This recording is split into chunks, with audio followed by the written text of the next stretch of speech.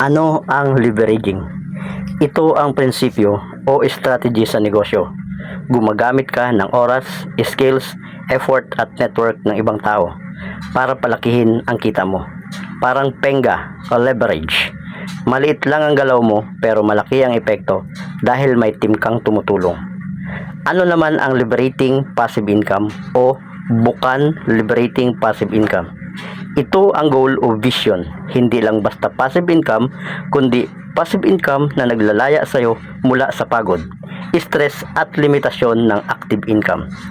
Sa Tagalog, kita na kahit natutulog ka at may freedom ka na gamit ang oras mo na mahalaga sa iyo. Ano ang Unilevel?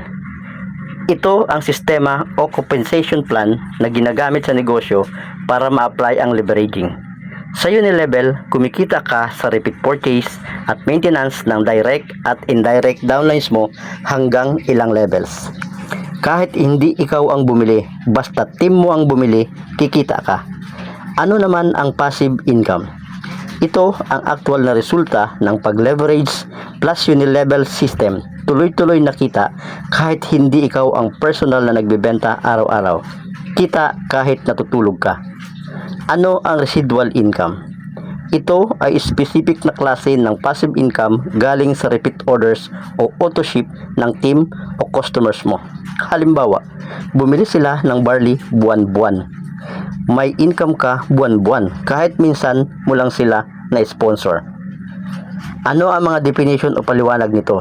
Ang leveraging, prinsipyo ng paggamit ng oras at effort ng team para palakihin ang kita. Ang liberating passive income, vision, goal, passive income na naglalaya sa iyo sa active income. Ano yung Unilevel system na nagbibigay ng kita mula sa repeat purchase ng team mo? Passive income, kita kahit natutulog ka. Residual income, klase ng passive income mula sa regular repeat purchase ng team o customers mo.